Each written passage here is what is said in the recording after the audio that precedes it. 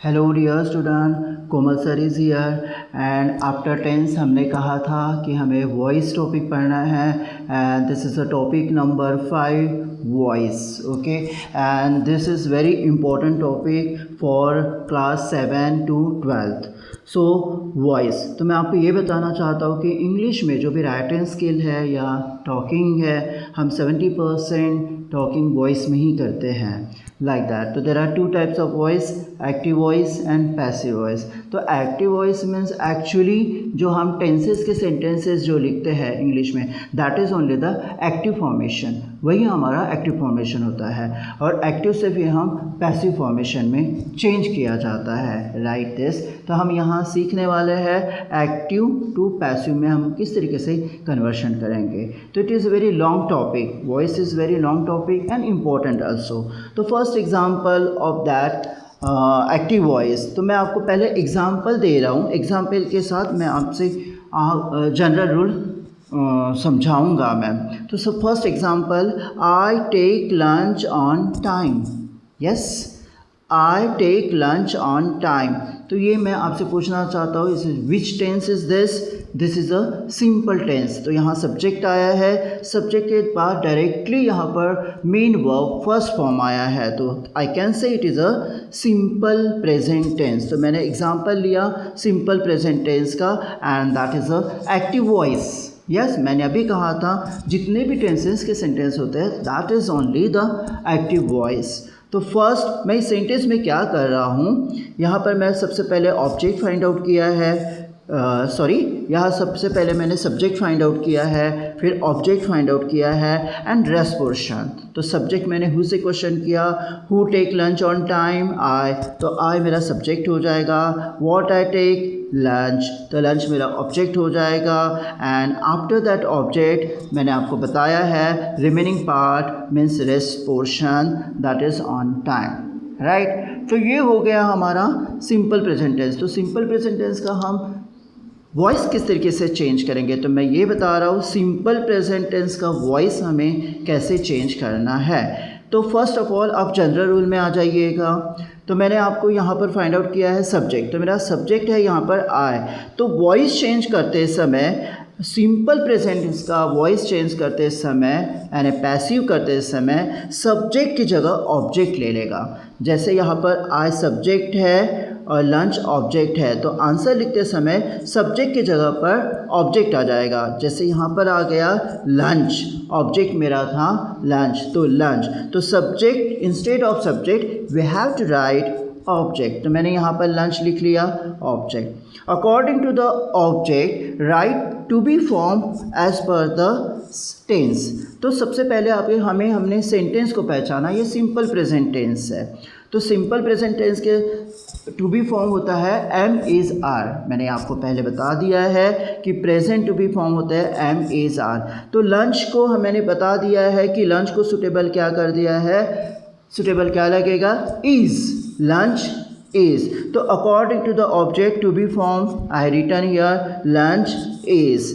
After that and after to be formed we have to write third form of the main verb. और मैं ये बताना चाहता हूँ जब भी हम पैसिव कंस्ट्रक्शन करते हैं तो पैसिव कंस्ट्रक्शन में हमारा थर्ड फॉर्म आता है मेन वर्ब का. तो main verb we should write only in third form in passive construction, right. So यहाँ पर टेक मेरा मेन वर्ब है, तो मेरा थर्ड फॉर्म आएगा लंच इज़ टेकन. तो taken is a third form, take to taken. तो आई रिटर्न हियर टेकन. तो लंच इज़ टेकन.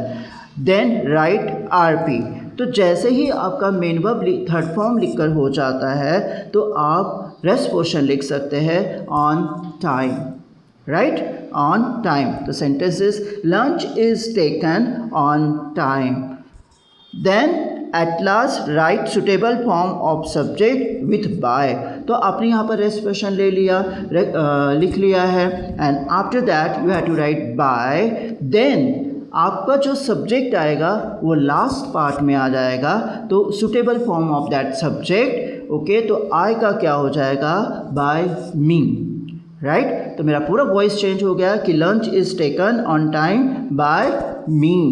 तो एक्टिव वॉइस का हमने पैसिव कंस्ट्रक्शन किया, this is my active and this is my passive construction of the sentence, right. तो मैंने बहुत important बात बता रहा हूँ कि ये ऑन टाइम जो रेस्ट पार्ट है, मान लो आप भूल भी गए हैं रेस्ट पार्ट यहाँ पर लिखना, तो आप रेस्ट पोर्शन या आप लास्ट में भी लिख सकते हैं कि lunch is taken by me on time, that type also right, and lunch is taken on time by me. तो हमने ये सिंपल प्रेजेंट टेंस का सेंटेंस पैसिव कंस्ट्रक्शन में किया है and this is general rule.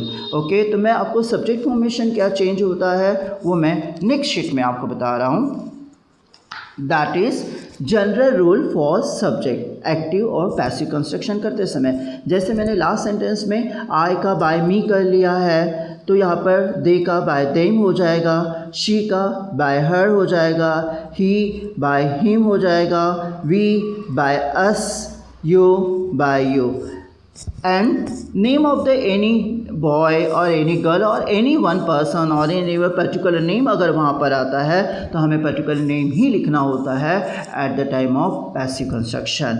सो यहाँ पर क्या हो जाएगा, बाय राम, जैसे यहाँ पर राम है तो बाय राम, यहाँ पर बॉयज़ है तो बाय बॉयज़, यह आपका जनरल रूल हो जाएगा। आई होप आपको ये चार्ट बहुत अच्छे से लर्न करना है and hope you understood that. Now मैं आपको वॉइस स्टार्ट कर रहा हूँ सिंपल प्रेजेंट टेंस से, that is voice of simple present tense. तो मैंने सिंपल प्रेजेंट टेंस का ही एग्जांपल आपको पहले समझाया, नाउ हम पर्टिकुलर रूल के हिसाब से इसे एक्सप्लेन करते हैं, राइट। तो active voice, this is the formula my active voice. तो active voice formula is means tense formula, जहाँ सिंपल प्रेजेंट टेंस का हमने फार्मूला लिखवाया है, that is only the formula of the active voice. तो एक्टिव वॉइस फार्मूला हम जानते हैं, सब्जेक्ट प्लस MV1 SOS लगाकर plus object then rest portion. तो यहाँ पर मैं पैसिव कंस्ट्रक्शन का भी मैंने फॉर्मूला बताया है अभी। पैसिव कंस्ट्रक्शन तो मैंने बताया था कि सब्जेक्ट की जगह ऑब्जेक्ट आ जाता है, तो हम ऑब्जेक्ट लिखेंगे, ऑब्जेक्ट की जगह पर एम इज़ आर हम ये टू बी फॉर्म लिखेंगे। फिर third form voice, passive construction में वॉइस में थर्ड फॉर्म ही आता है मेन वर्ब का। नाउ फिर MV3 होने के बाद RP रेस्ट पोर्शन आ जाएगा, then by suitable formation of the subject, right. तो ये मेरा active voice formula and this is the passive voice formula. That's why मैं वेरी इंपॉर्टेंट आपको बताता ही रहता हूँ कि आप subject object rest portion and tense को प्रॉपर्ली स्टडी कीजिए, तभी आपको ये वॉइस प्रॉपर्ली समझ में आ जाएगा। So this is a simple voice of simple present tense we are studying today. So first you see that first example, they play cricket daily. तो who play? they subject हो जाएगा, ये तो main verb है। what they play? cricket, ये तो object है, okay. And after object what ever that portion is remain in the sentence that would be your rest portion, right. तो answer is here. तो मैंने सब्जेक्ट की जगह object ले लिया है, ऑब्जेक्ट मेरा क्रिकेट है, टू बी फॉर्म यूज़ किया क्रिकेट एंड ए सिंगुलर नाम, तो क्रिकेट इज़, तो क्रिकेट इज़, प्ले मेरा मेन वर्ब है तो मैंने इसका थर्ड फॉर्म यूज़ किया, cricket is played rest portion daily by, they का क्या हो जाएगा, देम। तो my answer is see, cricket is played daily by them, right. Now second one sentence, she opens the door. मैं बार बार बता रहा हूँ कि आपको सबसे पहले वॉइस चेंज करते समय टेंस फॉर्मेशन चेक करना पड़ेगा कि हमें वॉइस का सेंटेंस, एक्टिव वॉइस सेंटेंस हमें कौन से टेंस में दिया है। तो शी सब्जेक्ट है, शी के बाद डायरेक्टली मेन वर्ब का फर्स्ट फॉर्म आ रहा है, तो surely it is a simple present tense, तो हमें सिंपल प्रेजेंट टेंस का ही फॉर्मूला अप्लाई करना पड़ेगा। तो first second one sentence, she opens the door, answer is the door is open by her, okay। third one sentence, Vivek prepares new dish for family, who prepare? Vivek, तो विवेक subject हो जाएगा, prepare main verb हो जाएगा, what Vivek prepare? new dish, ये object हो जाएगा and after object for family is your rest portion, right. तो मैंने अभी यहाँ पर न्यू डिश ऑब्जेक्ट निकाल लिया है, तो वॉइस चेंज करे चले, न्यू डिश, तो I return this new dish one, that is the is, new dish is, prepare main verb, तो क्या हो जाएगा, new dish is prepared, rest portion for family, तो new dish is prepared for family यहाँ पर नाम आया है विवेक, तो हम सब्जेक्ट चेंज करते समय यहाँ पर नाम ही लिखेंगे, तो बाय विवेक। तो new dish is prepared for family by Vivek. Now fourth one sentence, Atul informs him daily. तो यहाँ पर अतुल सब्जेक्ट हो जाएगा, इन्फॉर्म मेन वर्ब हो जाएगा, हिम ऑब्जेक्ट हो जाएगा एंड डेली रेस्पोर्शन हो जाएगा। एंड यहाँ पर तो इस सेंटेंस में मैं आपको बताना चाहता हूँ कि यहाँ डायरेक्ट ऑब्जेक्ट मिला है, यहाँ पर हमें इनडायरेक्ट ऑब्जेक्ट मिला है। तो Atul informs him daily. To whom Atul informs him, to whom से क्वेश्चन करेंगे तो हमें इनडायरेक्ट ऑब्जेक्ट मिलेगा। तो यहाँ पर हिम हमें इनडायरेक्ट ऑब्जेक्ट मिला है, तो हम ये इनडायरेक्ट ऑब्जेक्ट को डायरेक्ट में कन्वर्ट करेंगे। तो हिम का क्या हो जाएगा, ही, जो मैंने आपको लास्ट टाइम जो टेबल दिया है ओके शीट में अभी वॉइस पढ़ाते समय, that you prefer it, okay that. तो हिम का क्या हो जाएगा, ही। तो ही के साथ आ जाएगा, he is singular, that's why is, तो he is, okay. Then inform, third form, he is informed, rest portion daily, then by Atul. तो my answer is he is informed daily by Atul. This is the voice of simple present tense.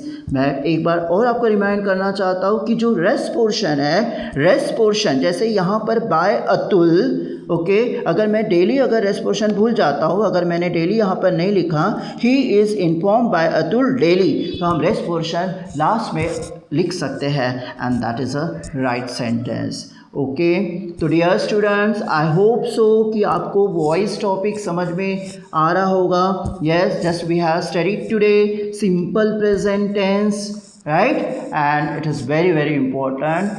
And from the next video I will from next video I will bring next type, means voice of present continuous tense. Okay, I hope you understood. If you understood, subscribe me, like me, share me, and till then, bye. Thank you.